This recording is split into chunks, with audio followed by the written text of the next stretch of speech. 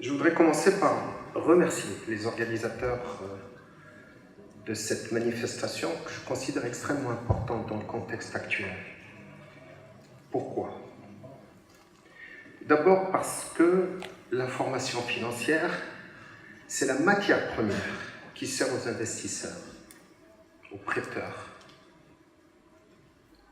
aux clients, aux fournisseurs, aux employés, à l'État, pour analyser la situation économique et financière de l'entreprise afin de prendre une décision. On le sait, sur le plan macroéconomique, c'est exactement la même chose. La matière première des économistes, des penseurs, de la théorie économique, des doctrines économiques, ce sont les statistiques. Pas de statistiques, pas de théorie économique.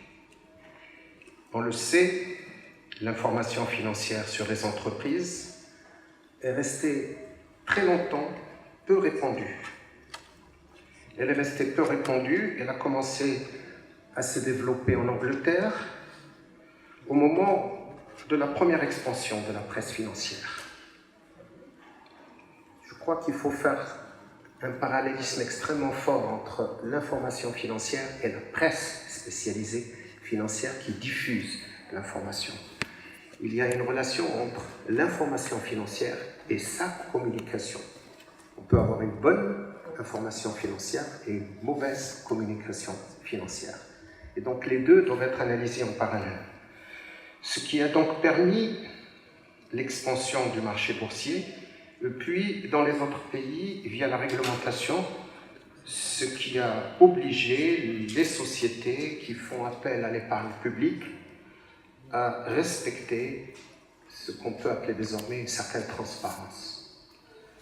J'insiste sur le rôle des médias financiers. Ils jouent un rôle fondamental dans la clarté, dans la communication, dans la transparence de l'information financière. Les médias financiers spécialisés, qui doivent amener à des publications les plus objectives possibles, aussi bien de l'information relative aux entreprises, que des nouvelles économiques et financières générales, et en particulier macroéconomiques, parce que tout est lié.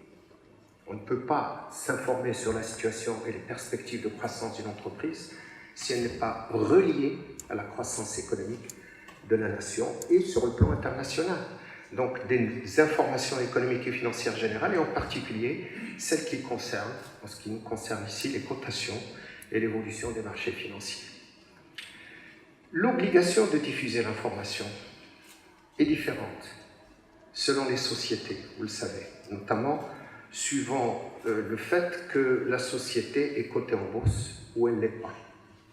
La plus grande partie des sociétés, c'est-à-dire les sociétés non cotées, eh bien, la communication ou l'information financière, c'est une simple obligation de déposer les comptes annuels auprès du greffe du tribunal de commerce, vous le savez. Par la suite, peu de personnes viennent chercher pour connaître la situation de telle entreprise ou de telle autre, sauf lorsqu'il y a un conflit. D'autres qui sont plus exposés, les établissements bancaires, les compagnies d'assurance. Là, ils ont des obligations de publication de leurs comptes dans un journal spécialisé. Mais par contre, les sociétés qui font appel à l'épargne publique, là, il y a une réglementation spécifique en matière d'information financière et ce sont celles qui vont concerner le débat aujourd'hui. C'est les sociétés cotées. Alors, la deuxième raison, c'est que l'on a ce qu'on se trouve aujourd'hui, je suis très content de ce qu'a dit monsieur le ministre des Finances tout à l'heure, dans une sorte de léthargie boursière. Après une progression de la bourse, pendant la fin des années 90 et le début des années 2000, chaque jour, c'était pratiquement 1, 2, 3 milliards de dirhams d'échanges qui se font chaque jour. Aujourd'hui, la moyenne ne dépasse pas 20, 30 millions de dirhams. Je peux dire, c'est lamentable. Ce n'est plus une bourse telle qu'elle a été conçue, telle que les instruments financiers ont été posés à l'origine. Qu'est-ce qui se passe? Qu'est-ce qui se passe? Pour moi, personnellement, c'est une crise de confiance.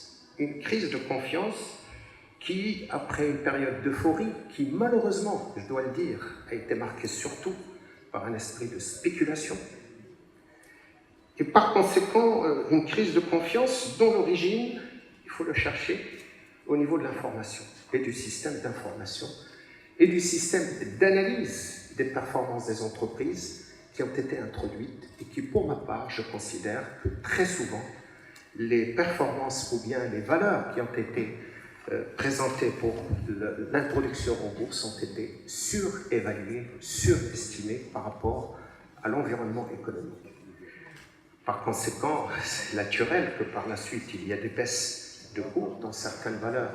C'est inadmissible au niveau des petits porteurs et des épargnants. Tout cela a été une catastrophe pour l'image et pour la confiance de la bourse de Casablanca.